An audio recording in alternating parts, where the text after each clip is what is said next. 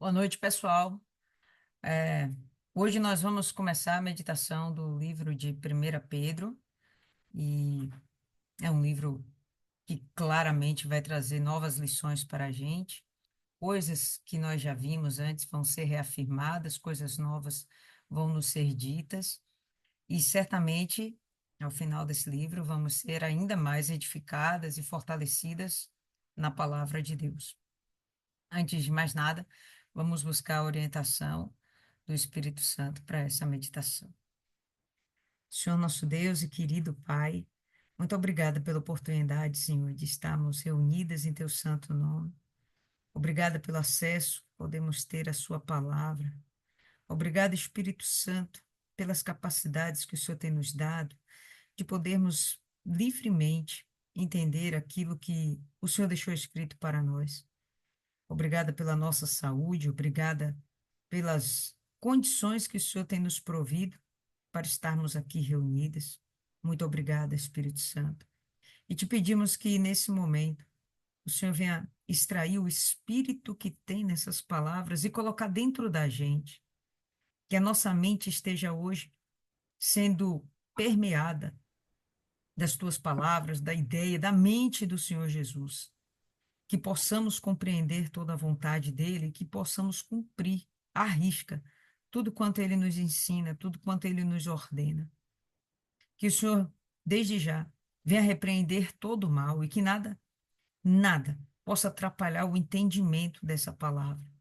Que o Senhor, desde já, meu Pai, venha operar até mesmo nas linhas de comunicação, de internet, nos nossos computadores e celulares. Não permita, Espírito Santo, que nada venha falhar essa noite, mas que a tua palavra venha penetrar dentro da gente com clareza e com eficácia, fazendo com que haja transformação em nossa vida e, de fato, o novo nascimento.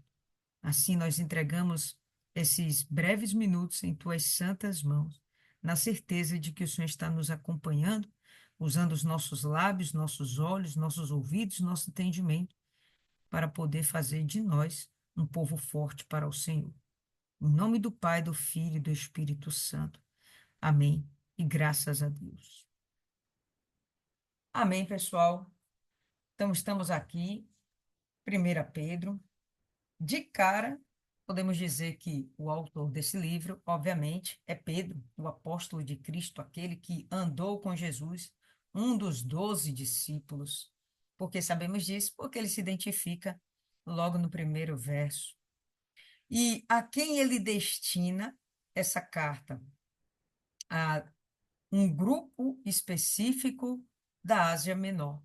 Ele vai citar aqui o nome de algumas cidades onde estão localizadas na Ásia Menor, onde hoje nós temos o estado, né, o país da Turquia, e o objetivo é fortalecer essas pessoas, avivar a esperança delas, para que elas compreendam que vale a pena sofrer por Cristo. Por quê? Porque era um momento onde os cristãos estavam sofrendo a perseguição de Roma e muitos deles estavam dispersos por todo o grande império romano. O objetivo de Pedro é fortalecer essas pessoas, fazê-las lembrar de que a luta delas aqui nessa terra não é em vão, que a gente vai ter um resultado, e o resultado é a nossa salvação. Provavelmente esse livro foi escrito por volta de 54 a 62 depois de Cristo, ou seja, cerca de 30, quase 35 anos após a morte do Senhor Jesus e a sua ressurreição. E a gente vai entender que provavelmente Pedro ele está escrevendo esse livro de lá de Roma. Bom, na verdade, não é uma certeza. Há opiniões que divergem a respeito de onde ele estaria escrevendo, mas há quem acredite, a maioria dos estudiosos acreditam que ele estava sim em Roma escrevendo, mas há quem acredite que sim, ele estava na Babilônia escrevendo esse livro. Por quê? que há essa especulação, porque há um momento em que ele diz: Estou escrevendo daqui da Babilônia. Mas essa Babilônia pode ser entendida de uma forma realmente real, como sendo aquela Babilônia do passado, onde os judeus ficaram cativos por um tempo, lembra? Por 70 anos, e eles ficaram cativos lá. E, bom, há uma segunda corrente que defende que essa Babilônia é uma forma figurada de se referir a Roma, onde ele estaria sugerindo que Roma é a nova Babilônia no sentido de ser o lugar onde os judeus estão cativos, mas nesse momento não só os judeus, mas também os cristãos, todos aqueles que servem a Cristo estão de alguma forma sendo perseguidos, né, sendo dispersos por conta da sua fé dentro do Império Romano. Então, dentro disso, a gente não tem uma certeza, mas você escolhe aí a melhor, aquilo que lhe parece fazer mais sentido. Não existe nenhum relato a respeito da existência de uma igreja na Babilônia, mas não é impossível que isso tenha acontecido. Hoje a Babilônia, na verdade, onde ele estaria, é um grande deserto. Não tem lá uma cidade constituída, tal. Enfim. E Roma se adequaria, né, dentro de um conceito espiritual. Caberia bem. Mas nós também não temos nenhum outro relato de que Pedro estaria em Roma de verdade. Em Roma, saindo do Império Romano, ali de Jerusalém, indo realmente para Roma, capital daquele império. Por quê, pessoal? Porque na hora que ele escreve essas cartas, inclusive Paulo, quando escreve essas cartas dele, a carta aos Romanos, ele não cita Pedro. E quando Pedro escreve suas cartas, ele não cita Paulo. E o período em que eles escrevem suas cartas é um período bem próximo. Se eles estavam em Roma juntos ao mesmo tempo, por que não um citar o outro e dizer: Estou aqui na companhia de Pedro, estou aqui na companhia de Paulo? Eles citam que estão nas companhias de outras pessoas, de outros apóstolos, mas necessariamente um não cita a respeito do outro, o que é de se estranhar. Imagina eles lá escrevendo uma carta e não citar esses representantes tão grandiosos dentro do evangelho para aquela época. Pedro representando os judeus, Paulo representando os gentios. Enfim, a gente não sabe bem como é que fica essa localidade ou a expressão que ele vai dizer sobre Roma e que vamos estudar um pouco mais logo adiante, tá certo? Então, o objetivo principal dessa carta é encorajar as pessoas, os cristãos, a permanecerem na fé. É interessante aqui, pessoal, que há uma corrente que acredita que Pedro estava escrevendo para os judeus que estavam na região da Ásia, que foram dispersos para a região da Ásia. Bom, não faz muito sentido. Por quê? Porque a dispersão dos judeus, puramente judeus, acontece no ano de 70, que é quando vem a destruição do templo. Mas a carta é escrita antes disso, porque Pedro, ele é martirizado, assassinado antes da destruição do templo.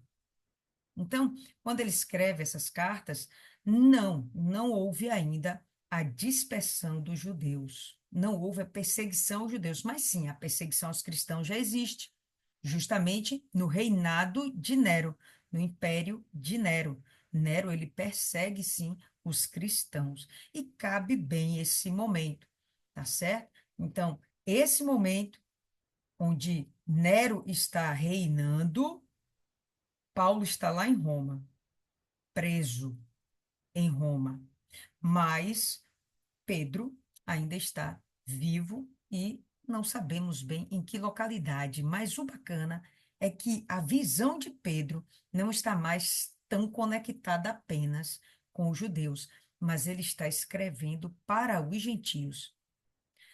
Percebe a mudança de pensamento de Pedro? Pedro, quando ele está lá em Atos dos Apóstolos, ele fica muito mais focado em trabalhar em Jerusalém e pouco ele viaja fazendo um trabalho missionário. Quem fica mais a cargo disso é Paulo e demais apóstolos. Mas Pedro ele tem aquele trabalho mais forte lá dentro de Jerusalém. Bom, ele escreve a carta agora para aqueles que pertencem a Cristo. Ele está falando com os gentios. Sabe o que me parece? Que Pedro, a essa altura do campeonato, ele sofreu uma forte influência de Paulo. E o que a gente vai perceber é, inclusive, dentro da, da forma dele se expressar, de como ele vai escrever, a gente vê muito um perfil parecido com o de Paulo. Então, Paulo, através das suas cartas, e talvez até de encontros mesmo que eles tiveram, Paulo e Pedro, ele estava influenciando Pedro, e Pedro absorveu muita coisa de Paulo. Vai chegar um momento, inclusive, que ele vai elogiar Paulo. E, enfim, a gente vai perceber uma forma de comportamento muito parecida com a do apóstolo Paulo em Pedro. Só que a gente vai ver um Pedro não tão agressivo quanto o nosso imaginário costuma pensar. A gente vai ver um Pedro assertivo, firme, mas não necessariamente insípido, né? Como é insípido na palavra certa, incisivo, né? A gente não vai ver um Pedro tão incisivo. Mas enfim, povo lindo, sem mais delongas, vamos começar aí a estudar o texto e abre aí 1 Pedro, capítulo 1, no verso 1. E a gente vai ter o seguinte: Pedro, um apóstolo de Jesus Cristo, né? Então, ele vai se identificando, fica claro quem foi que escreveu essa carta, diferente, por exemplo, das epístolas de João, que não tem lá um autor preciso, a gente consegue identificar por meio da, da- das coisas que ele fala, né? Do jeito que ele fala, a gente consegue identificar, pô, aqui é João, mas não tem uma identificação, eu, João. Mas aqui Pedro ele já se identifica e há uma concordância de que essa epístola, sim, é do apóstolo Pedro. Um apóstolo de Jesus Cristo aos estrangeiros dispersos por todo o Ponto, Galácia, Capadócia, Ásia e Bitínia. Então, é uma região bem grande que faz parte ali da Ásia Menor. Então, ele está se dirigindo para uma região que, em princípio, é de gentios. Não, não é uma região puramente de judeus.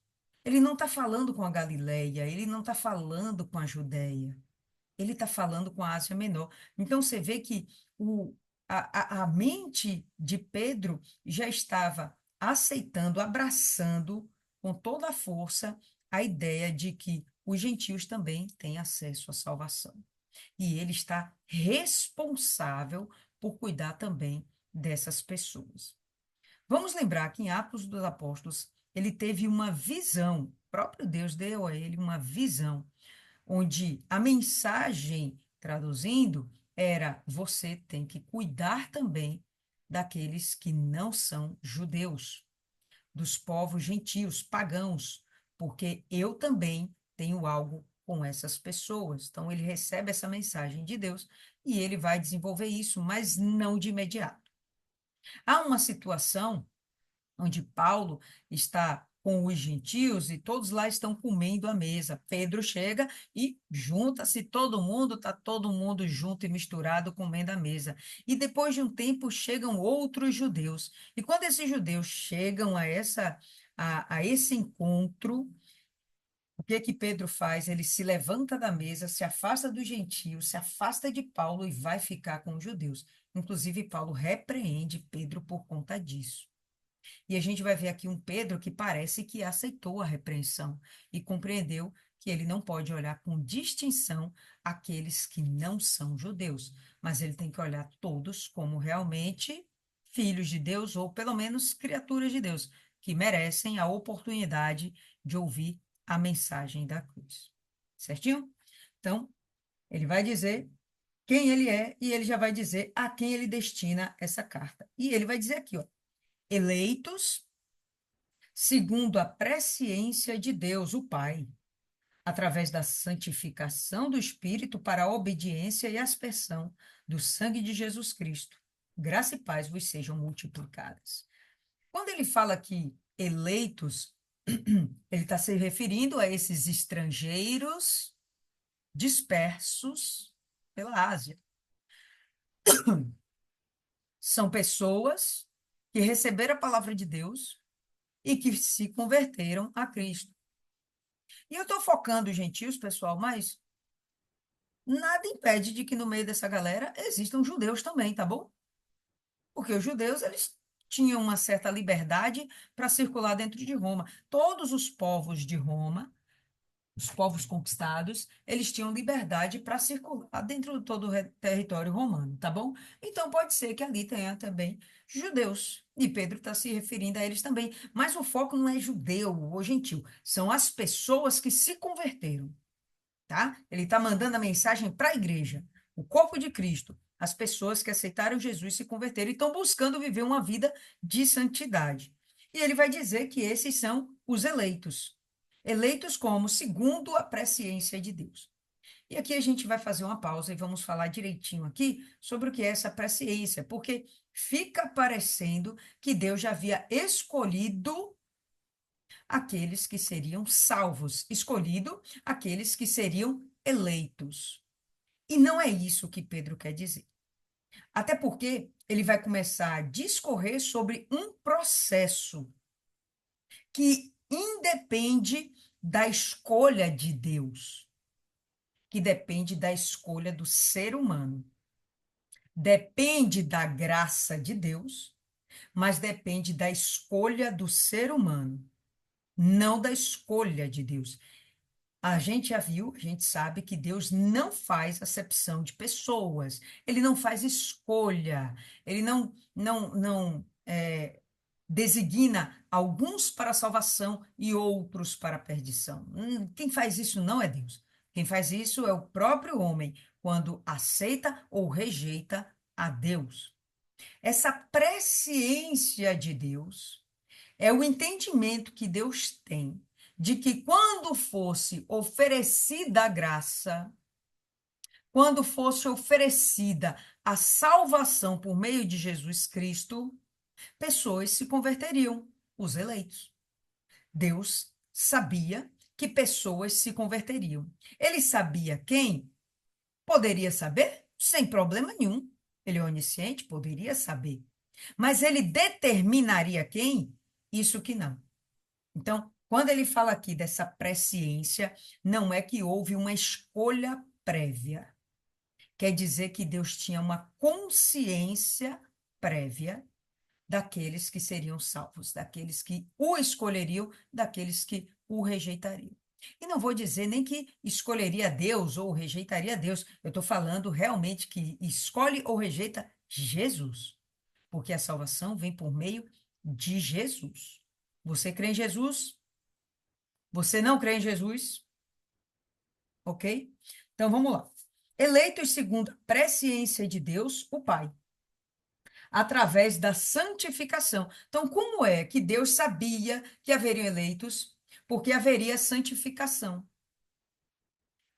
Através da santificação do Espírito, pessoas receberiam o Espírito Santo, entenderiam a mensagem da cruz, a oportunidade de perdão, receberiam o arrependimento, decidiriam escolher a Cristo, o processo. Buscariam a santificação, o processo.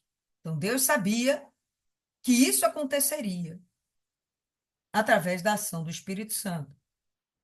Para que esses eleitos seriam eleitos? Para que essa eleição?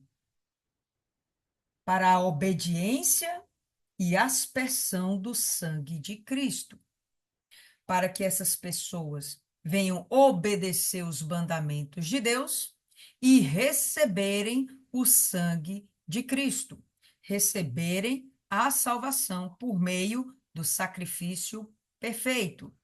Ah, basta ele ter sacrificado? Não. É necessário que você creia que ele morreu por você. Se você não crê que ele morreu por você, se você crê que ele morreu por irmão do seu lado, então, tá, essa salvação não é para você. A salvação é individual, a gente não já sabe disso? É minha fé com o fim da salvação. A minha fé. Posso ajudar outras pessoas a serem salvas? Posso.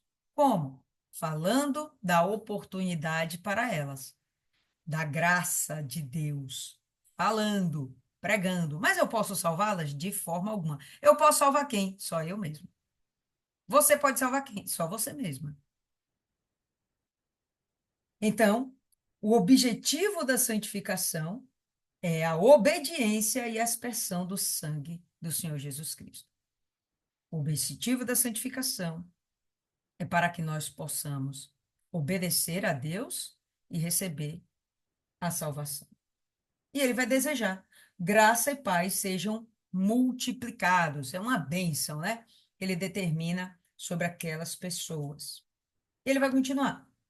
Bendito seja o Deus e Pai do nosso Senhor Jesus Cristo. E você percebe que o que ele está fazendo é um louvor, é uma adoração. Ele está dando continuidade à sua carta, mas fazendo uma adoração a Deus. Então, bendito seja Deus, o Pai de nosso Senhor Jesus Cristo, que, conforme a sua abundante misericórdia, nos gerou novamente para uma esperança viva. Conforme a sua abundante misericórdia, Deus nos gerou, fez com que houvesse em nós o novo nascimento, nascemos de Deus, nos gerou para esperança viva. Qual é essa esperança viva? Pela ressurreição de Jesus Cristo dentre os mortos, para uma herança incorruptível, imaculada e que não desvanece. Essa é a esperança viva. O quê? Uma herança incorruptível, algo que não se corrompe, que não se mancha, que não se falha, que não peca, que não se torna impura. Uma herança que não morre, não se acaba, não se desvanece, não some, não é destruída. Estamos sendo preparados para receber uma herança eterna. E aí ele vai continuar. Uma herança incorruptível, imaculada, não tem pecado, pura, não tem impureza, é pura, e não desvanece.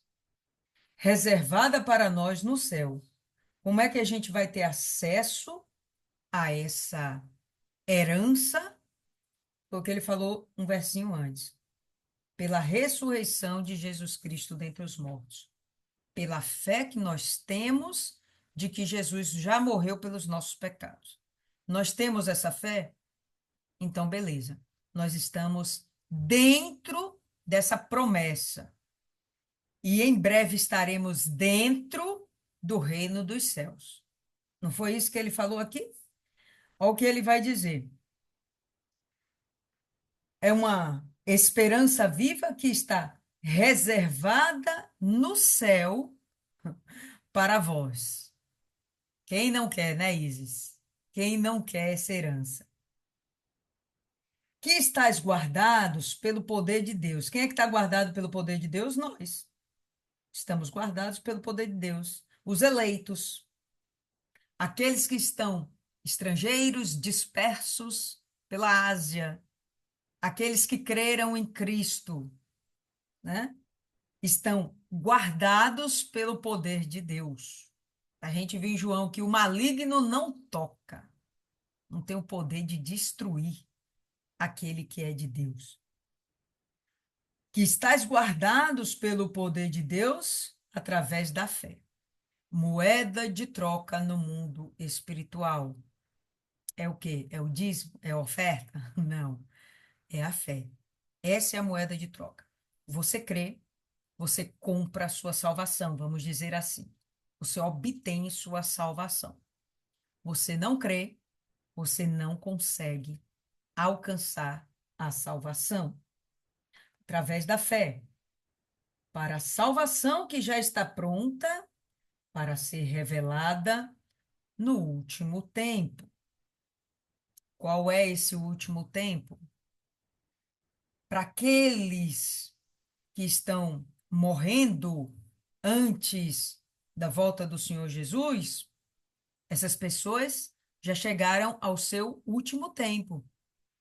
Elas já estão no céu e já estão tomando posse das bênçãos que Deus lhes prometeu.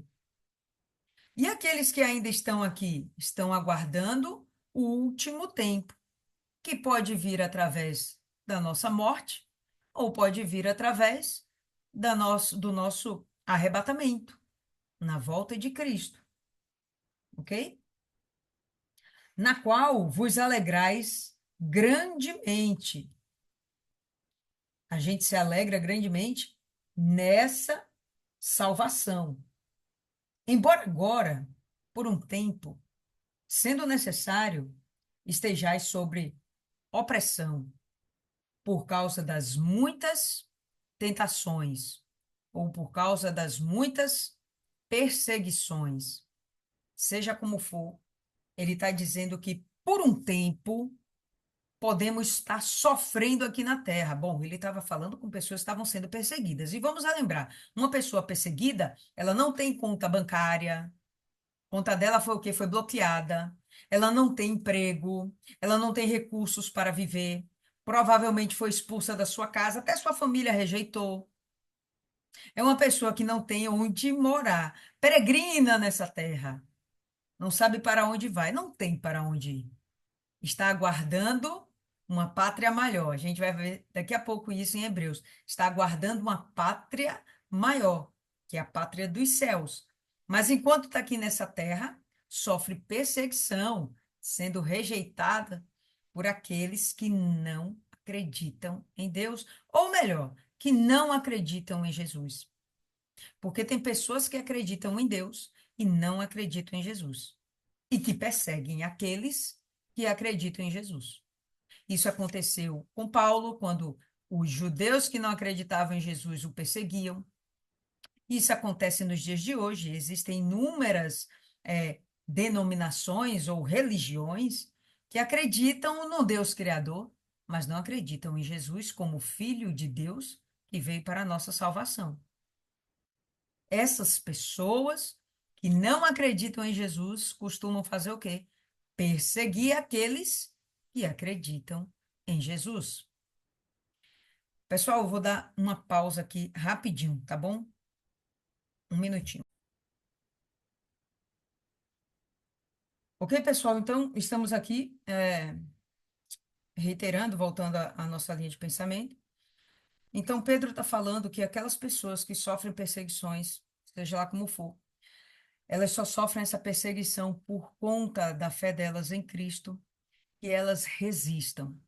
Tá? Então, a gente está falando, ou melhor, Pedro está falando de pessoas que estavam sofrendo duramente lá no Império Romano. E hoje ele fala com a gente. E existem pessoas hoje no mundo que duramente pagam com a própria vida pela fé em Cristo Jesus. Graças a Deus, aqui no Brasil, a gente não tem esse nível de perseguição, pelo menos ainda. Mas a gente sabe que ao redor do mundo isso acontece muito. Tem gente que morre porque falou de Cristo, tem gente que morre porque tem uma Bíblia debaixo do braço. Essas coisas acontecem ainda no dia de hoje, normalmente. E tem pessoas que encaram isso como algo normal. Boa noite, dona Rosa, que bom que a senhora veio. Então vamos lá. Estamos aí em 1 Pedro, capítulo 1, no verso 7. Para que a prova da vossa fé, sendo muito mais preciosa do que o ouro que perece, mesmo que provado com fogo, possa ser achada em louvor e honra e glória na aparição de Jesus Cristo. Você percebe que isso aqui parece muito com os escritos de Paulo? Paulo começa aqui e ele vai terminar a frase lá embaixo. E no meio dessa frase ele coloca um monte de pensamentos, um monte de situações. Isso aqui é influência de Paulo sobre Pedro, tá? Então, aqui agora ele está falando da qualidade da fé da pessoa. E ele está falando que existe fé que é muito mais preciosa do que o ouro purificado. Então, se a gente pensar que o ouro purificado é algo extremamente valioso, né? E até hoje, pessoal, o ouro ele tem seu valor. Claro que existem outras coisas hoje mais valiosas até que o ouro, mas naquele tempo, bom, o ouro era uma riqueza absoluta. O ouro era uma riqueza absoluta. E ao longo dos tempos, o ouro ainda tem seu valor. Não como antes, mas enfim. E o próprio Espírito Santo usa esse comparativo para mensurar o valor de uma fé que foi provada e aprovada. Não é apenas uma fé, ainda tem isso. Não basta você crer, você tem que chegar até o fim. A sua fé tem que ser suficiente para levar você até o fim, tá? Então ele vai falar de uma fé que foi provada através de perseguições. Em algumas versões vai falar sobre tentações, vai falar da opressão. Você sabe lá o que é oprimir?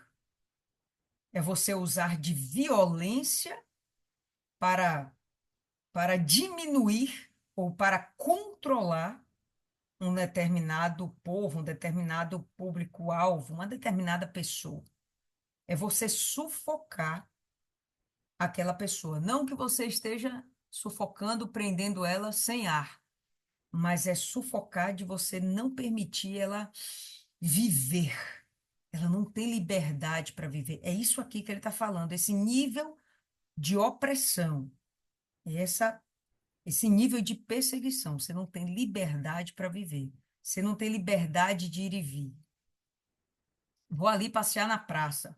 Vou dar um rolê na praia para espairecer a mente. Não, meu irmão, é você e Deus. Você não tem nem o direito de ir a algum lugar para espairecer a mente. É você onde está, você ter comunhão com o Espírito Santo de tal forma que isso é o que vai te fortalecer. Você não tem com quem conversar, porque, aliás, você nem sabe se pode confiar na pessoa que está do seu lado, esse nível de opressão. E aí a gente pode até ponderar, podemos até pensar, argumentar de quão solitária é a vida do cristão fiel, do cristão fiel. Não, eu sou cristão, mas quando vem a perseguição, você foge. Quando veio a Covid, um monte de gente não quis nem ir para a igreja. Se enterrou debaixo da coberta e não teve coragem de nem mesmo ir para a igreja, adorar o seu Deus e buscar aquele que é o médico dos médicos. Se você tivesse doente, ele poderia te curar. Mas isso não aconteceu. Isso não aconteceu. Muita gente acabou escondendo-se dentro de casa. Então, são níveis de fé, né? Tem gente que tem um marido, o marido bota pé firme, olha, se você for para essa igreja, você não fica em casa. E aí a pessoa abandona a fé para não perder o marido, não perder o conforto de uma casa, não perder lá a companhia da família. Então, enfim, as provações, elas podem vir de formas variadas. Pessoas que têm lá seus empregos e que o patrão orienta a mentir. E a pessoa se submete àquilo. Para quê? Para não perder o emprego. Eu ouvia, esses dias o testemunho, de uma senhora que era prostituta. E aí ela tinha a responsabilidade de cuidar de seus dois filhos, ou eram dois irmãos, eu não lembro direito agora, tá bom? Mas eram duas pessoas que dependiam dela. E ela se prostituía para poder sustentar-se e sustentar essas duas pessoas. E aí, o que acontece? Ela foi oferecida a ela a oportunidade de conhecer a salvação, de conhecer a Cristo, enfim. Aí ela foi para a igreja. Mas com pouco tempo, ela acabou conseguindo alguns empregos. E num primeiro emprego, o que acontece? O chefe assediou ela. Não, ela ficou muito chateada com aquilo, porque trazia a ela a memória do passado, de ela sendo abusada e explorada sexualmente. E aí ela saiu desse emprego, e aí foi arranjar outro emprego, e aí o patrão exigiu que ela vestisse roupas sensuais, que era para ela cativar os clientes. Aí ela se sentiu novamente abusada, uma prostituta. Aí, meu irmão, ela se retou, e ela falou: Bom, Deus não quer para mim algo bom, Deus me esqueceu, Deus não me ama. Quer saber, eu vou voltar para minha vida. E acaba que ela volta para a prostituição. E aí, passam-se alguns anos, essa mulher volta para a igreja e vai conversar com o mesmo pastor que a orientou no passado. Só que agora ela chega com AIDS, esquelética, totalmente chupada, e o homem de Deus nem a reconheceu. Oi, senhora, e pastor, o senhor não lembra de mim? Aí ele parou e aí lembrou. Enfim, ela não resistiu, não perseverou na sua fé, acabou voltando para o mundo, achando que o mundo ia dar alguma coisa a ela, até o próprio corpo que ela tinha como meio de vida foi destruído pelo mundo. A AIDS consumiu ela. Houve tempo, pelo menos, para a salvação dessa mulher. Mas vamos lá. Tudo aquilo que ela acreditava ser prioridade era dinheiro para manter aquelas duas pessoas que dependiam dela. E agora, sem o corpo dela para sustentar aquelas duas pessoas? De verdade, ela dependia de Deus e do favor de Deus. E isso acontece demais. Isso acontece. Então, esse nível de fé que Pedro está falando, persista, persevere, mesmo que venha a situação mais esdrúxula, mais dura, mais dolorida, fica firme, não desanima, permanece na fé. E aí a sua fé sendo aprovada, foi provada, e agora ela é aprovada, pronto. Nesse caso, como é que você vai ser achado? Verso 7. Para que a prova da vossa fé, sendo muito mais preciosa do que o ouro que perece, e ele já fala aqui que o ouro se perde, né? Pode ser perdido. Mesmo que provado com fogo, mesmo que seja o ouro mais puro, o ouro pode ser perdido, né? Ainda assim, a sua fé provada, ela é muito mais preciosa que esse tipo de ouro. E que, quando chegar o momento, a sua aprovação possa ser achada em louvor, honra e glória. Para quê? Para você? Louvor, honra e glória para a gente? Não, para o Senhor Jesus. Ele conquistou nossas almas, ele morreu por nossas almas, ele tem direito, ele nos comprou para ele. Então, o louvor é dele, a honra é dele, a glória é dele. Quando ele for revelado, está aqui, né? Na aparição de Jesus Cristo ou na revelação de Jesus Cristo, quando ele for revelado, vamos lá, duas formas dele ser revelado. Quando ele é revelado através da palavra para outra pessoa, você vai lá e evangeliza alguém. E quando aquela pessoa vê que você é uma pessoa de Deus, uma mulher de Deus, é que ele vai perceber que você é fruto do próprio Jesus. Você é um motivo de glória, mas que gloria o próprio Jesus. Você é honra e louvor de Jesus. E um outro momento vai ser quando a revelação de Cristo, quando Cristo aparecer e a gente subir com ele, nós seremos glória, honra e louvor do Senhor Jesus. Tá? Então, a nossa fé, sendo provada e aprovada, serve de honra para Deus, honra para Jesus, né? Ele vai chegar para para o seu pai, vai chegar diante de Deus e falar: tá aqui, ó, meu pai, eu conquistei isso aqui para o senhor. Isso aqui é teu. Porque Jesus não vai ficar com a gente para si. Ele vai pegar a gente e vai entregar para o pai. Seremos como se fôssemos presentes para Deus. É essa concepção aí. Jesus vai nos usar para presentear o próprio Deus. Está aqui, um monte de filho para o Senhor. Então vamos lá. Estamos agora no verso 8, né? Ao qual, não o havendo visto, amais. Quem? Jesus Cristo. Então, ainda que vocês, pessoas da fé, não tenham visto com seus próprios olhos, como eu vi, Pedro viu, né? Ainda que vocês não tenham visto com seus próprios olhos, vocês amam a Cristo. Por quê? Porque creram, né? Aí veio, esse amor veio por conta da fé. A quem, embora não vejais agora, em quem, embora não vejais agora, e mesmo assim, crendo, nos alegrais com um gozo inenarrável, com uma alegria que não pode ser descrita, e pleno de glória, cheio de glória. Ainda que a gente não esteja vendo Jesus, nós já temos em nós a glória, a alegria, melhor dizendo, a alegria que não tem como se expressar. Um gozo inenarrável, uma alegria indizível. Não tem como a gente expressar essa alegria que tem dentro da gente. E nós temos. Ainda que passemos as tribulações, os perrengues, eles também tinham. No meio das perseguições, passando fome, enfermos, não tinha médico, viu, povo? Não tinha médico para eles. Morriam doentes, sofrendo, padecendo. A gente às vezes pega uma gripezinha, estatela em cima da cama, né? Fica esperando mamãe vir cuidar, é um dengo danado. E ele aqui, essas pessoas no passado, não tinham acesso a essas regalias, né? Então, passavam fome, não tinham roupas, não era toda hora que se podia trocar. Já imaginou você viver um tempão sem ter direito a um bom banho? Está sendo perseguido? Você não tem estrutura, né? Para nada da sua vida.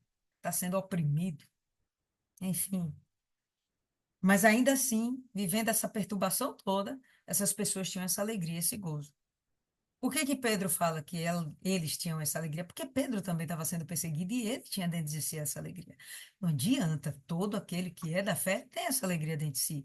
Por quê? Porque a nossa confiança não se resume às coisas desse mundo. A nossa confiança está em Cristo por algo maior que está por vir. Isso aqui é só uma passagem. Essa, essa não é a nossa pátria, né? Nossa pátria é outro lugar. É. E aí ele continua. Recebendo o fim de vossa fé, a salvação das vossas almas. Foi aquela enquete que eu coloquei lá no grupo. Qual o fim da nossa fé? Não, pode ter milagre, pode ter cura, pode ter prosperidade. Sim. E essas coisas te salvam? Então, o objetivo final da fé não é que você ganhe coisas na terra. O objetivo final da fé é que você saia da terra, espiritualmente falando, e esteja já como um habitante do reino dos céus. Que você tenha acesso ao reino dos céus. Certo? Esse é o fim da vossa fé. Então, quando alguém perguntar qual o fim da vossa fé, a minha salvação. Não é a salvação do outro, não? De que vale ganhar o mundo inteiro e perder a sua alma. De que vale ganhar as almas do mundo inteiro e perder a sua alma. Então, minha amiga, o fim da sua fé tem que ser a sua salvação. Se no meio da trajetória você puder fazer algo a mais, ou ter um benefício a mais por conta da sua fé, glória a Deus. Mas não é o nosso objetivo principal. O objetivo principal é a nossa salvação. Verso 10. Salvação sobre a qual inquiriram os profetas e a buscaram diligentemente os que profetizaram sobre a graça que viria sobre vós. Então, Pedro está querendo dizer que no passado, como um bom conhecedor das Escrituras que ele era, no passado, ele sabe que muitos profetas apontavam para esse momento da graça através de um Messias, a salvação através de um Cordeiro perfeito, de um Redentor, do Salvador das nossas almas. E a gente viu no livro de Isaías um forte profeta messiânico. Foi só ele? Não, houveram vários. Mas, enfim, os profetas do passado anunciaram o que está acontecendo conosco hoje. Anunciaram o que aconteceria após o sacrifício perfeito. Após o sacrifício perfeito, haveria o derramamento da graça, o derramamento do Espírito, a oportunidade da salvação através de Cristo. Não precisamos mais pagar pelos nossos pecados, porque eles já foram pagos. O que não significa que devamos continuar uma vida de pecado, certo?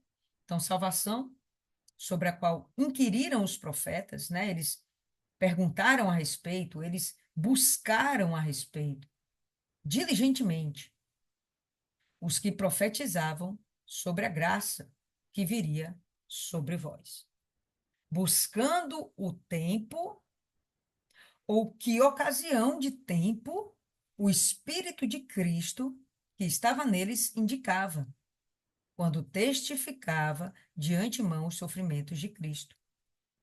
Então, aqueles que pregavam no passado, eles já buscavam esse tempo.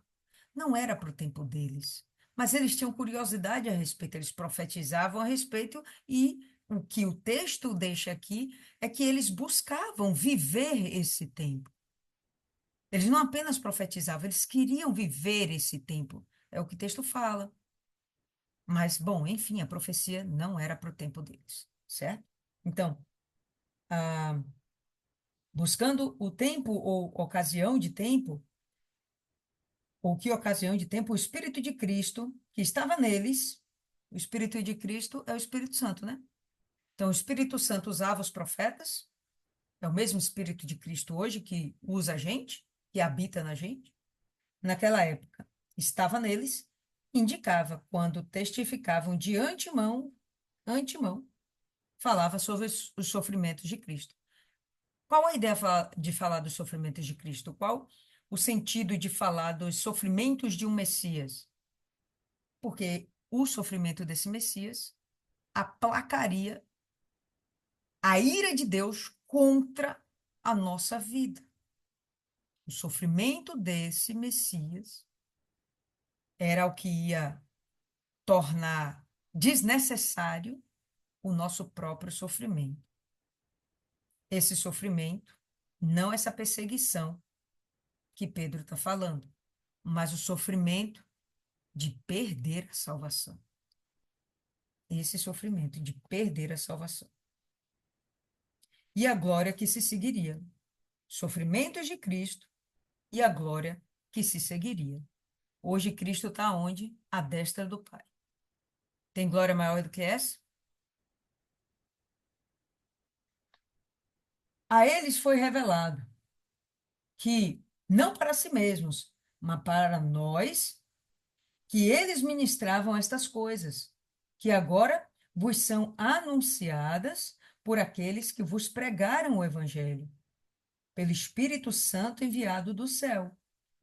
E a estas coisas os próprios anjos desejam contemplar. Então, olha que interessante. O que ele está falando aqui no passado, o Espírito de Cristo, o Espírito Santo, estava sobre os profetas para anunciar o tempo da graça. E aqui ele está falando que o tempo da graça não era para eles, mas é para nós, nós que estamos aqui hoje, recebendo a mensagem do Evangelho, nós que estamos aqui com a Bíblia, nós que recebemos a pregação que vem do altar, nós que recebemos a mensagem, fomos evangelizadas, enfim, todos nós temos oportunidade, certo? Tivemos a oportunidade e todas as pessoas no mundo têm a oportunidade. E aí a pessoa escolhe. Essa oportunidade da pregação do evangelho, ela só acontece por causa da ministração do Espírito Santo. Então, o Espírito Santo está sempre envolvido com o plano da salvação, mas com o anúncio do plano da salvação, a preparação, a consumação do plano da salvação é com a morte de Cristo. O anúncio da graça é através do Espírito Santo. E essas coisas, os próprios anjos desejam contemplar. O que que os anjos desejam contemplar?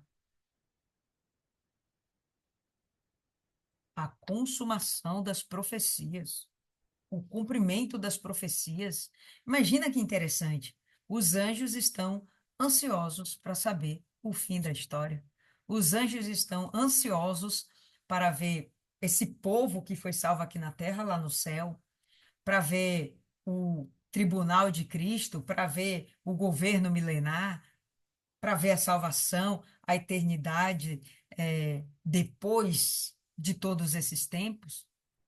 Os anjos estão ansiosos para verem isso se cumprir. Interessante. O nosso entendimento é que os anjos já entendem e já participam disso. E não.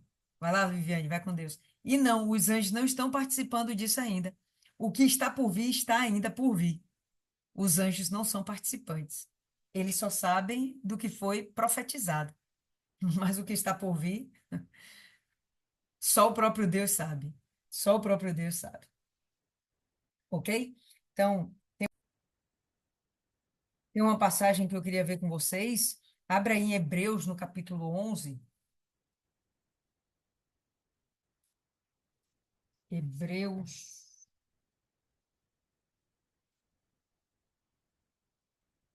capítulo... Um pouquinho só aí para trás, viu, pessoal? Capítulo 11 tem um verso aqui que eu achei bem bacana, que fala a respeito da perseverança na fé, da expectativa da salvação. Todo mundo? Hebreus 11? No verso 13, pessoal. No verso 13. Aí a gente vai ter aqui o seguinte. Todos estes morreram na fé. Bom, se morreram na fé foi porque perseveraram até o fim, suportaram as perseguições, suportaram a, o esfriamento, suportaram um monte de coisa. Eles superaram-se a si mesmos e permaneceram na fé, tá? Todos estes morreram na fé, sem terem recebido as promessas, porque isso ainda está por vir. Mas vendo-as de longe, foram persuadidos a respeito delas, foram convencidos a respeito dessas promessas. E eles as abraçaram. E confessaram que eram estrangeiros e peregrinos na terra. Eles entenderam que, olha, não, não é aqui o nosso lar. Não é aqui o nosso lar. Aí você vai para o 14. Porque aqueles que dizem tais coisas declaram abertamente que procuram por um país. Se eles são peregrinos, aonde eles estão, o peregrino, pessoal, ele não fica parado, tá? Não cheguei aqui e fiquei. Não, ele peregrina. Então, cada dia ele está num canto. Cada tempo ele está em um lugar. Ele está em busca de um pouso final. Mas até ele encontrar esse pouso final, ele é peregrino aqui nessa terra. Aí você pula para o 16. Mas agora, eles desejam um país melhor, isto é, um celestial. Por isso também Deus não se envergonha de se chamar seu Deus, porque já lhes preparou uma cidade. Então, Deus já preparou um lugar para que possamos morar. E eu acredito muito na ideia da nova Jerusalém que desce dos céus adornada como para o seu marido. Então, já existe um lugar pronto para que possamos habitar. E aí ele vai falar dos heróis da fé. Vai falar do Abraão, do Isaque, do Jacó. Ele vai falar de Raabe, de Gideão. e ele vai falar de vários outros homens da fé, homens e mulheres que perseveraram e não desanimaram na sua fé. Veja que o que Pedro traz à nossa mente, né, é justamente essa ideia de que pode passar o tempo que for, mas a gente não pode desanimar. Abraão levou o quê? 25 anos para tomar posse da bênção dele, não foi isso? O filho dele, tão desejado, veio depois de 25 anos dada a promessa. Isso já tinha se passado até a capacidade dele gerar filhos. Mas a promessa se cumpriu. Por quê? Porque ele creu. Então, volta aí para Pedro, 1 Pedro, e nós estamos aí no verso 13, né?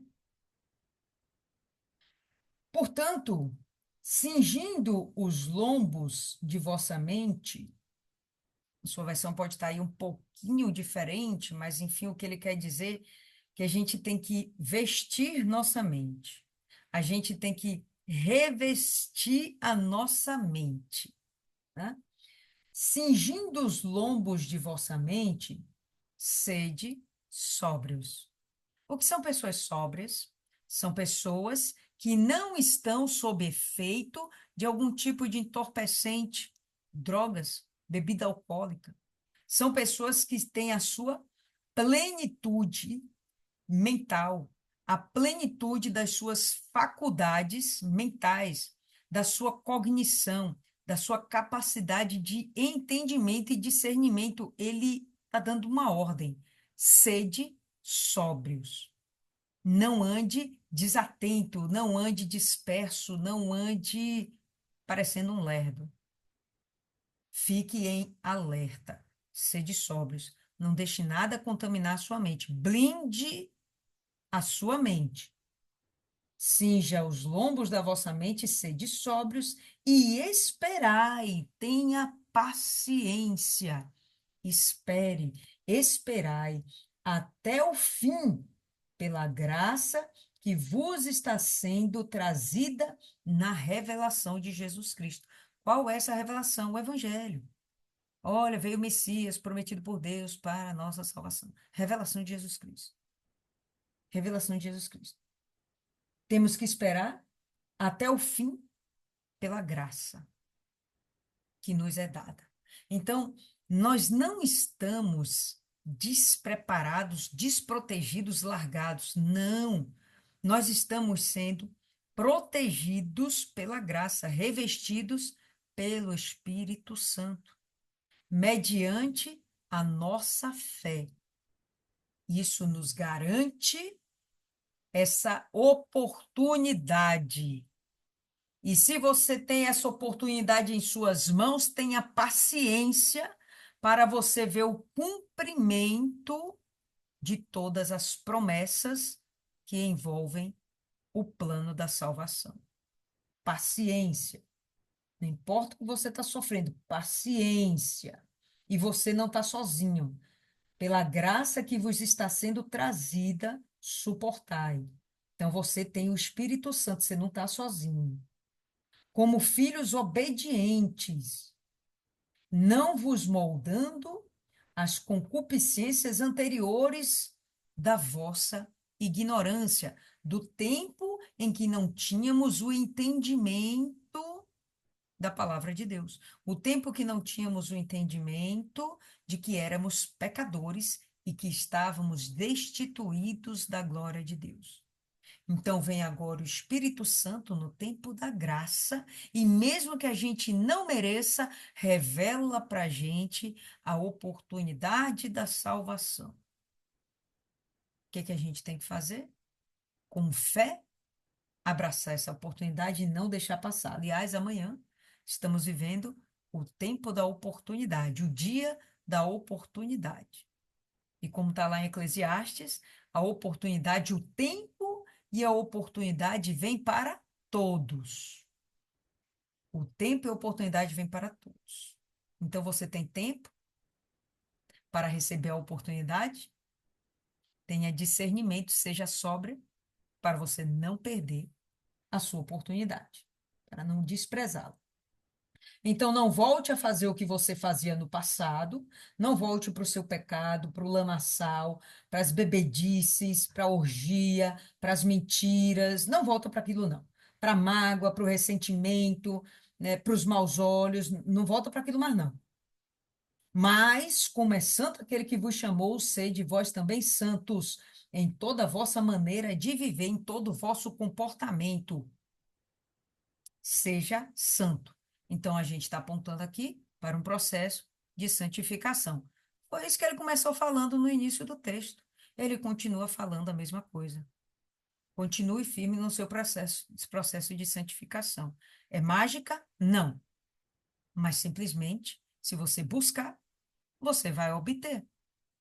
Se você se conformar, se amoldar a esse mundo, você não vai conquistar nada. Se você ficar preguiçosa, esperando cair do céu, hoje o senhorzinho veio pedir oração. O senhor quer que a gente ore por que sentido da sua vida, senhorzinho? Aí ele falou: eu sou muito nervoso. Vem cá, gente. Deus vai fazer o quê pelo cabra? O cabra já tem entendimento. Porque o que Deus vai fazer pela gente? É revelar o nosso pecado. Então, Deus já revelou o pecado dele para ele. Olha, você é muito nervoso, você é ansioso, você não é compreensivo, você não tem o dom, o fruto do Espírito, que é a paciência. Você não tem o fruto do Espírito, que é o amor. Ele já teve a revelação do seu pecado. Cabe a ele fazer o que agora? Buscar a sua santificação. A santificação é uma mão de via dupla. Deus ajuda, mas você tem que fazer a sua parte. E aí eu falei com ele, senhorzinho, o senhor sabe que agora o senhor tem que praticar. Ele, eu tenho 74 anos, são 74 anos com maus hábitos, e eu sei que isso é difícil pra caramba de mudar depois de 74 anos, mas o senhor tem que mudar. E isso não é o agir de Deus, isso é o Senhor se moldando não aos moldes do mundo, mas aos moldes de Deus. Então, é a gente que tem que fazer o que Deus não vai fazer. Ponto final. O processo de conversão e de santificação é nosso. O Espírito Santo nos auxilia na caminhada, nos aponta. Senão a gente continuava na ignorância. Se ninguém nos ensina que prostituir é pecado, que mentir é pecado, se ninguém nos ensina que guardar mágoa é pecado, que assassinato é pecado, então como a gente vai se arrepender do que a gente nem entende que é um erro? Então o Espírito Santo vem e nos dá orientação. O que que a gente faz? Pega a oportunidade ou deixa ela passar. Falei com o senhorzinho que ele tinha que treinar. Ele não se conformou com isso, não, mas enfim.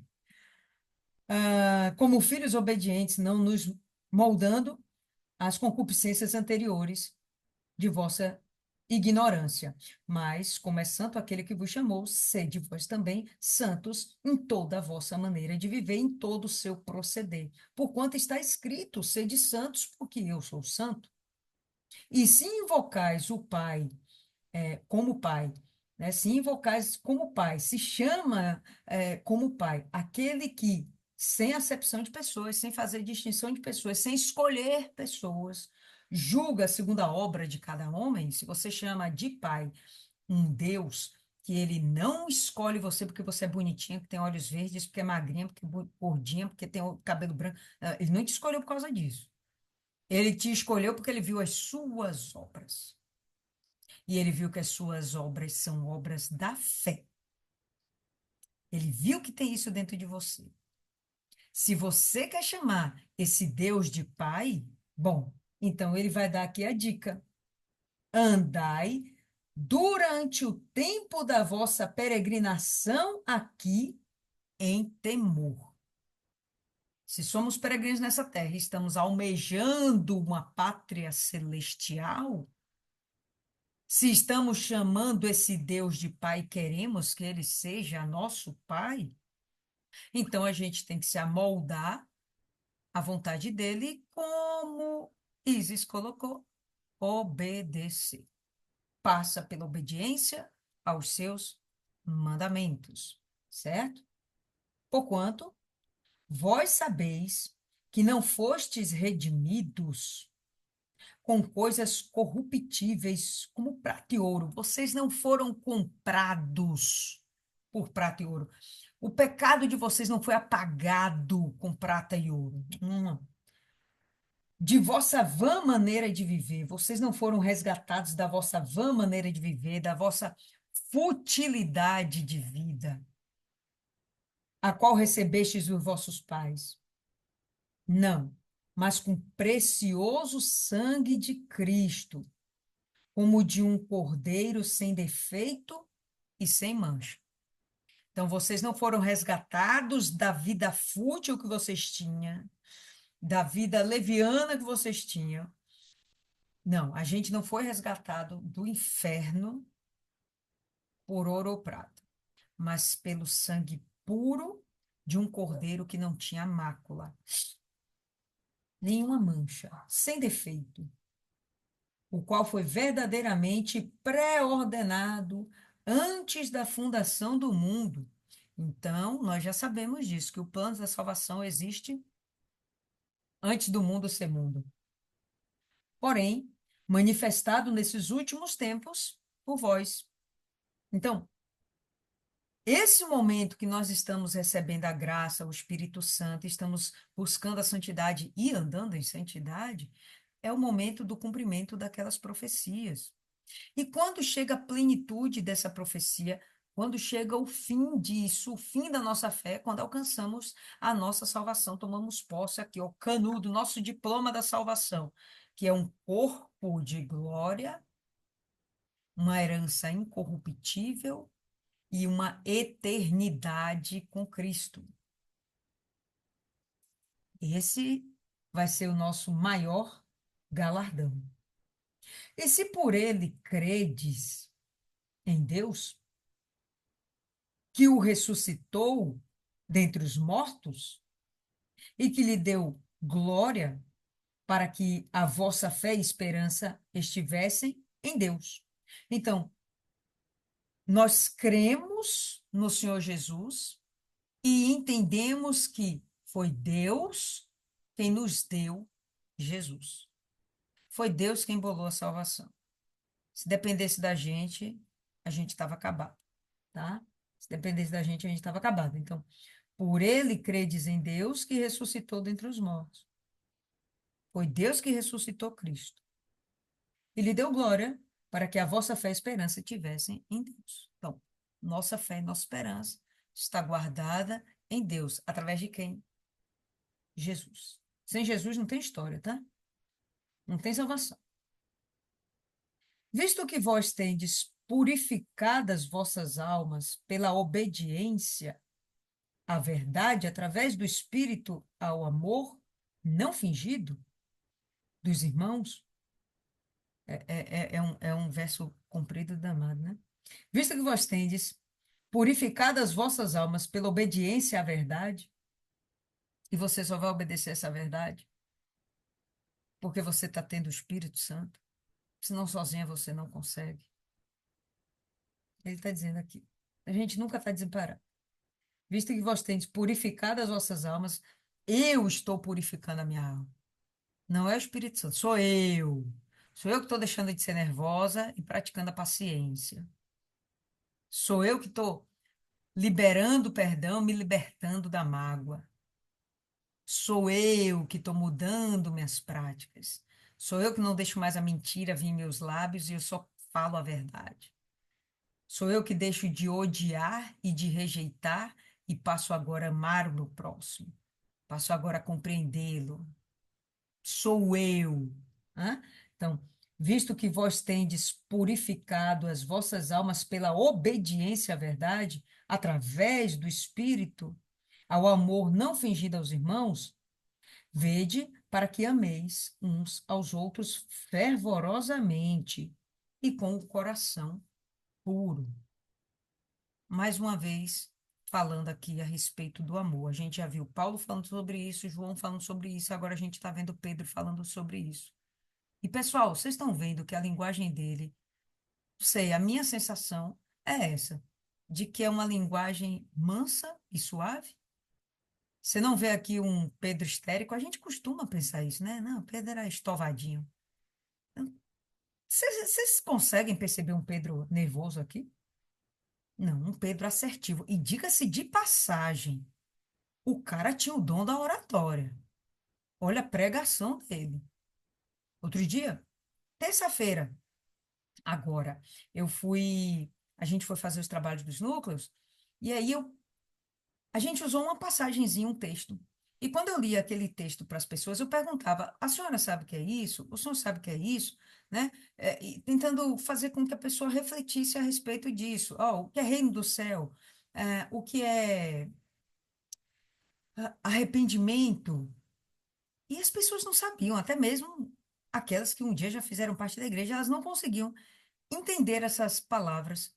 E aí o que eu fazia? Eu parava para explicar, esmiuçar, falando aí como está dizendo, né? Descomplicar a palavra para fazer a pessoa compreender a mensagem. E para fazer isso, leva-se um tempo. Então eu levava alguns minutos falando com a pessoa. Aí a galera, não, ele está fazendo vigília. Mas, gente, se não explicarmos a palavra, entregar o jornal não vai valer a pena. Se a gente não esmiuçar, meu Deus, até hoje a gente tem dificuldade de entender algumas passagens da Bíblia. A gente que já tem esperança, uma experiência às vezes de 15, 20 anos de Bíblia, 30 anos de igreja, né? São tantos anos de pregação e às vezes a gente se depara com algumas dificuldades. Imagina o povo que não tem contato com a Bíblia, que não tem Bíblia, que não vai para a igreja, que o diabo está tomando conta da mente, que está dominando, cegando os olhos do entendimento. Então a gente tem que parar para explicar.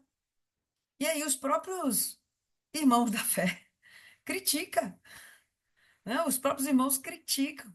Não, não é assim, está demorando muito. Não, é melhor você evangelizar duas pessoas bem evangelizadas do que você entregar 30 jornais e nenhuma daquelas pessoas realmente ser impactadas através da palavra. Entende? Então, são coisas que a gente tem que repensar e temos que amadurecer e trabalhar as nossas práticas, se queremos realmente que a nossa evangelização venha a ter uma eficácia, se a gente realmente quer formar discípulos, se a gente quer realmente fazer com que toda criatura entenda a respeito da salvação. E eu paro e pergunto as coisas mais simples, mais bobas, e as pessoas não entendem. Outro dia eu perguntei à pessoa, né? Estava lendo a passagem para ela, sepulcro, ela não sabia o que era sepulcro. Não sabia. Então a gente tem que parar e explicar. Isso, bom, demanda tempo. E a gente precisa fazer isso. E você vê que o que Pedro está fazendo é isso, esmiuçando. Aí, quando as pessoas me criticaram, eu lembrei da primeira pregação de Pedro, velho, que 3.000 pessoas se converteram. Ele fez um discurso que veio de Gênesis a Apocalipse. Mentira, Apocalipse ainda não existia, mas vocês deram para entender.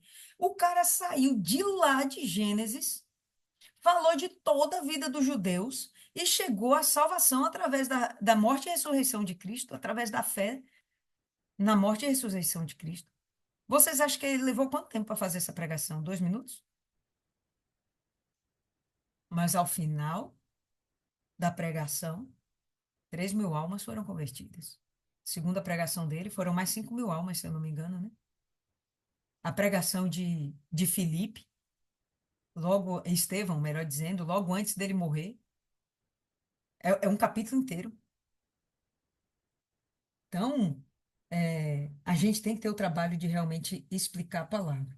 E aí ele vai falar aqui sobre esse amor. Temos que ter a obediência à verdade e isso vai ser manifesto no nosso amor ao próximo. E ele fala aqui que esse amor tem que ser fervoroso. Já falamos aqui várias vezes sobre amor. Amor já é uma guerra, amar o irmão. E amar fervorosamente é duas guerras, né? É complicado. Mas, enfim, ele fala que a gente tem que fazer isso e ainda com o coração puro. Olhar para o nosso irmão que fala da gente, fala mal da gente, que nos persegue, que a gente sabe que faz fofoca, picuinha, olhar para ele com amor e com coração puro, sem olhar para ele com maus olhos. E verdadeiramente desejar o bem dessa pessoa. Tendo nascido novamente, aponta aqui para o novo nascimento, regeneração em Cristo Jesus, nova criatura. nascido de Deus, filho de Deus. É uma nova mentalidade. Temos agora a mente de Cristo, tendo nascido novamente, não de semente corruptível. Quando ele fala semente, ele está falando daquilo que fez você nascer de novo. Não foi o gameta de seu pai e de sua mãe, não foi a sementinha do papai ou da mamãe, não foi uma semente corruptível. Ele está falando que foi de uma incorruptível. Qual foi essa semente? A palavra de Deus. Então, minha irmã, quando você for semear essa palavra, você tem que realmente levar uma boa semente. A gente tem que ter esse entendimento pela palavra de Deus que vive e permanece para sempre. O gameta do pai, o gameta da mãe, uma hora esmurece, morre. Se ele não formar uma nova vida, e formou a gente. Gameta da mãe, gameta do pai, formou a gente. A semente da mamãe, semente do papai, formou a gente. Mas nós somos corruptíveis. Nós vamos morrer. Nós vamos passar. O novo nascimento nos dá a oportunidade de nunca mais a gente morrer. E esse novo nascimento é através da palavra de Deus, através do agir do Espírito Santo, certo? A gente tem que ter essa compreensão. E a palavra de Deus vive e permanece para sempre. Não, ela não se gasta, não passa. Porque toda a carne é como uma erva. O produto da semente do pai e da mãe é carne, é uma erva. E o que acontece com a erva? E toda a glória do homem como uma flor da erva. O que que acontece com ela? Tem uma planta que eu tenho aqui em casa. Nossa, ela dá uma flor linda, linda, linda, linda. Dura 3 dias. Depois morre. Tem uma outra plantinha que eu tenho que ela dá uma flor branca linda, porque dá um monte de florzinha branca, eu acho lindo, né? É linda. Mas no dia seguinte ela já morreu. É breve. Então, o que Deus está falando, né? O que o Espírito está falando. A gente vai passar. Não, mas eu vou morrer com 110 anos. Beleza, meu amigo, mas vai passar. Isso é brevidade diante da eternidade. Tá louca? A erva seca e a sua flor cai, mas a palavra do Senhor permanece para sempre. E esta é a palavra que, pelo Evangelho, vos é pregada. A palavra de Deus está no Antigo Testamento e, através do Evangelho de Cristo, nos é pregada hoje e ela não passa e não passará. A palavra não caducou, a gente tem que continuar obedecendo e cumprindo. Caramba, agora que eu olhei o horário, a gente está em cima do horário. Enfim, pessoal, é isso aí que a gente tem para o primeiro capítulo de Pedro. Você vê que ele fala de muita coisa ao mesmo tempo, mas o foco principal é que a gente permaneça na fé para confiantemente aguardarmos a salvação da nossa alma, que pode demorar um tempo, mas é um tempo. Ele ainda fala que é necessário que venham as provações e as tribulações, porque a nossa fé tem que ser provada. E se aprovada, tá tudo certo. Acesso garantido ao reino do Pai. Gostaria de ouvir vocês. Não, não, vamos ser breves, pelo menos só duas pessoas aqui. Martiane, você que faz um tempão aí que não não está podendo aparecer, e hoje está aí, graças a Deus. Compartilha aí o que que você entendeu a mais, o que que você tem a acrescentar.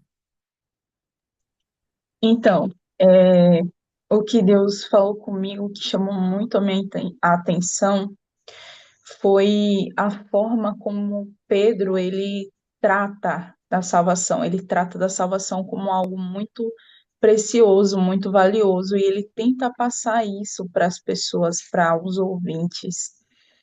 E na parte também que fala, eu acho que foi no versículo 7, 8 e 9, só resumindo, que fala, né, sobre essa contristação, não sei se essa palavra existe, mas é da nossa alma, né? Que nós temos que estar contristados, apesar de nosso espírito estar alegre com a salvação, existe essa guerra interior, né? Entre a carne e o espírito. Então, a nossa carne, ela tem que estar triste para que a gente possa alcançar a salvação da nossa alma. E Pedro, ele deixou isso muito claro para todas as pessoas que estavam ouvindo.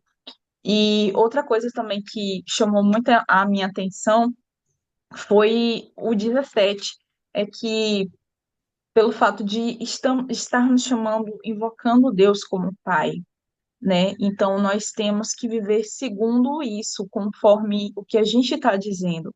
Hoje mesmo pela manhã eu estava falando com minha mãe o seguinte, eu falei assim, mãe, Deus foi tão bom com a gente, porque Deus ele permitiu que a gente viesse conhecer Ele. E aí eu fui fazendo, né? Tive uma breve lembrança de alguns fatos que aconteceram na vida da gente, né? De livramentos, enfim, de caminhos que a gente tomou. E aí eu fui e pensei, né, que quantas pessoas, infelizmente, elas não tiveram essa oportunidade. Até hoje elas vivem na ilusão, no engano, elas vivem presas a religiões, a moldes do mundo. E a gente vê que as mídias, as redes sociais estão batendo muito isso com muita força, né? E é muito mais difícil hoje em dia alguém que não conheceu a verdade vir conhecer e se converter de fato e de verdade. Até porque a gente vê que dentro da igreja existem pessoas que não estão convertidas também. Então, daí a gente já entende, né, que a salvação, ela realmente é uma questão de violência, é uma questão de violentar a si mesmo, né? Quem não violenta, não herda o reino dos céus, porque é guerra, é sangue, e é isso que ficou para mim, foi isso que Pedro ele trouxe e para mim ficou muito claro isso, e eu queria trazer também para vocês. Fechou, maravilha. Thaís,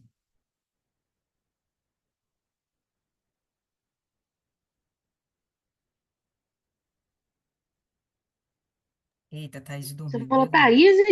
Thaís ou Thaís, Isis? não, Thaís, mas já que você abriu, Isis, vá você mesmo. Thaís, Thaís já foi. Tá me ouvindo bem? Eu tô com fone. Sim, senhora. Eu tô ainda impactada com esse texto. É, mesmo que não tivesse me dito que esse texto é de um outro autor, a gente consegue ver a diferença dos dois autores,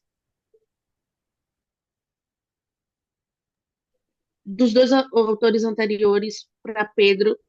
Eu estava lendo que não estavam considerando a autoria do texto dele, mas de alguém que trabalhava com ele que tinha uma escrita muito correta. Mas a gente vê que não é uma questão de escrita. Ele pode ter ditado para alguém tranquilo. Dizem isso já que ele era um pescador. Talvez ele não tivesse é, é, educação, né? Para escrever tão corretamente. Beleza, ele ditou, mas na simplicidade do texto, a simplicidade da alma dele. Uma pessoa realmente muito direta. Ele não usa de figuras de linguagem, não usa de firulas literárias, como a gente chama. E ele descreve nesse primeiro capítulo é, a, o verdadeiro evangelho. Se eu quiser falar para alguém qual o evangelho verdadeiro, eu posso indicar esse capítulo porque ele descreve o verdadeiro evangelho. Qualquer evangelho que tentarem lhe empurrar, que seja diferente do que está sendo descrito aqui, a gente consegue identificar que não é verdadeiro. É um evangelho que nasce da esperança viva. Eu achei isso muito bonito. Opa, se tem uma esperança viva ou uma viva esperança, então existe uma esperança morta ou uma esperança de morte. E é o que diz esse poemazinho, né? Todos os seres humanos são como a erva do campo. E a grandeza deles é como a flor da erva. A erva seca e a flor cai. E a gente sabe que a única certeza que nós temos da vida é a morte. E essa é uma esperança de morte. E em contrapartida, Deus nos dá uma esperança viva, uma viva esperança que é a vida eterna. E ele começa o capítulo, eu fiquei muito animada nesse primeiro capítulo, nesse primeiro versículo, perdão, quando ele diz, descreve essa esperança, que nós temos um tesouro. Meu fone está descarregando, tô me ouvindo? Sim.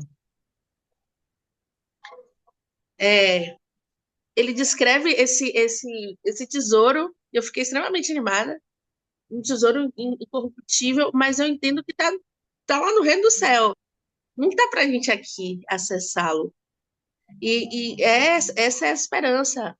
Mas ele diz que esse tesouro, ele é incorruptível, não tem possibilidade da gente perdê-la, no sentido de que a responsabilidade está com a gente pode perder sozinho.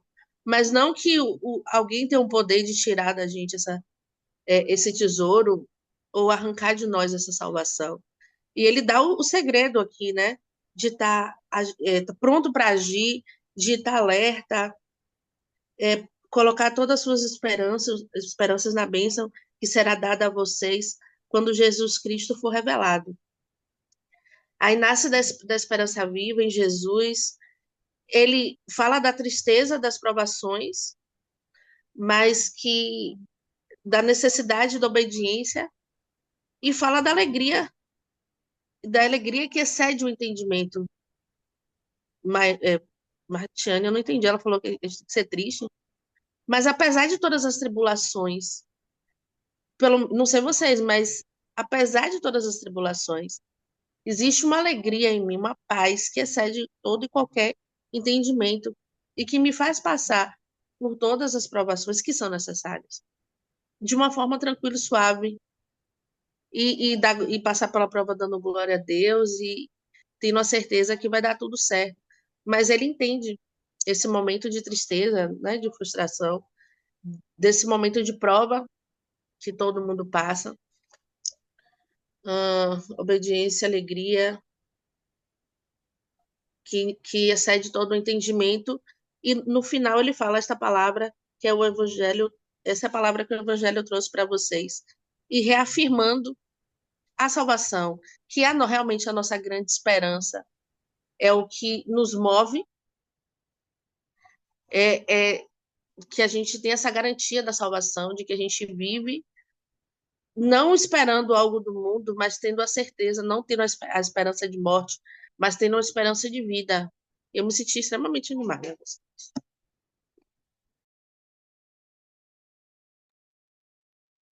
É isso aí.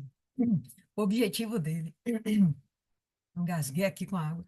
O objetivo dele, você vê que facilmente é alcançado. O cabra tinha realmente o dom da palavra, não é verdade? Então, eu vou pedir aqui, pessoal, só para alguém fazer aí a última oração e a gente encerra por hoje. E aí, no sábado que vem, a gente se encontra de novo, ok? Então, Dona Rosa, a senhora pode fazer a oração final, Dona Rosa.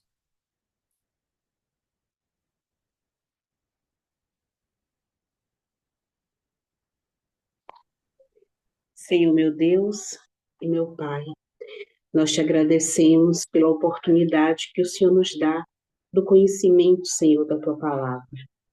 O quanto ela é importante para o nosso crescimento espiritual. E nós te agradecemos por isso, por estarmos aqui reunidos neste momento. E que o Senhor, meu Pai, venha abrir cada vez mais a nossa mente. Nos dê, Senhor, discernimento de entendimento, porque é o que precisamos. Precisamos conhecer mais para poder crescer diante da tua presença. Porque somos pequeninos, às vezes achamos que entendemos muito, mas a gente está caminhando, engatinhando para conhecer cada vez mais. E o Senhor está aberto, enchendo a gente com a tua esperança, enchendo a gente, meu Pai, com o teu poder o teu ensinamento, as tuas virtudes. E é o que te pedimos, que o Senhor esteja conosco cada vez mais, principalmente nesses momentos de meditações, que a nossa fé, ela venha a crescer diante de Ti, que nós possamos, meu Pai, nos encher para poder jorrar quando formos evangelizar as pessoas, porque sabemos que lá fora tem uma carência muito grande da Tua palavra. E é a Tua palavra que faz, Senhor, a gente plantar e semear para poder encher os céus com as tuas sementes, meu Deus. Nós te agradecemos muito, Senhor. E peço que o Senhor, meu Pai, dê saúde, dê paz a cada um de nós, dê coragem, porque sabemos que a caminhada não é fácil, é muito difícil. Mas quando temos o Senhor de braços dados conosco, nós enfrentamos tudo, meu Pai, com perseverança, com paz, com paciência. E aquele que não tem, que o Senhor dê paciência, dê fé, dê tranquilidade para seguir adiante, porque nós precisamos cada vez mais, Senhor, que o Senhor esteja conosco. Que possamos, meu Pai, não fazer coisas que te desagrade. E que se fizermos, meu Pai, que nos arrependemos imediatamente, que o Espírito Santo possa encher cada vez mais o nosso ser, a nossa alma, que possamos ser, meu Pai, uma fonte que jorra para as outras pessoas, porque é isso que buscamos. E aqui hoje, meu Pai, tem cada pessoa que representa uma família e que o Senhor possa cobrir essa família, meu Pai, libertar, Senhor, proteger de todos os males, Senhor. E também, meu Pai, que o Senhor possa ajudar as mães, nós que somos mães, a educar os nossos filhos diante do teu evangelho. Te agradeço, meu Deus, por estar aqui neste momento. Agradeço a todos, que o Senhor também possa visitar os hospitais, visitar os doentes, visitar o presídio, visitar aquela mãe que chora por um filho drogado, que o Senhor possa revestir, meu Pai, de fé e de esperança a cada um de nós, para que possamos, meu Pai, ver a tua alegria, ver, meu Pai, o teu milagre em nossas vidas. Nós te agradecemos, eu entrego, meu Pai, a nossa noite nas tuas mãos, o nosso domingo, meu Pai, nas tuas mãos, e que o Senhor venha fazer coisas grandes na vida de cada um que está presente. Muito obrigado, em nome do Pai, em nome do Filho e em nome do Espírito Santo. Amém.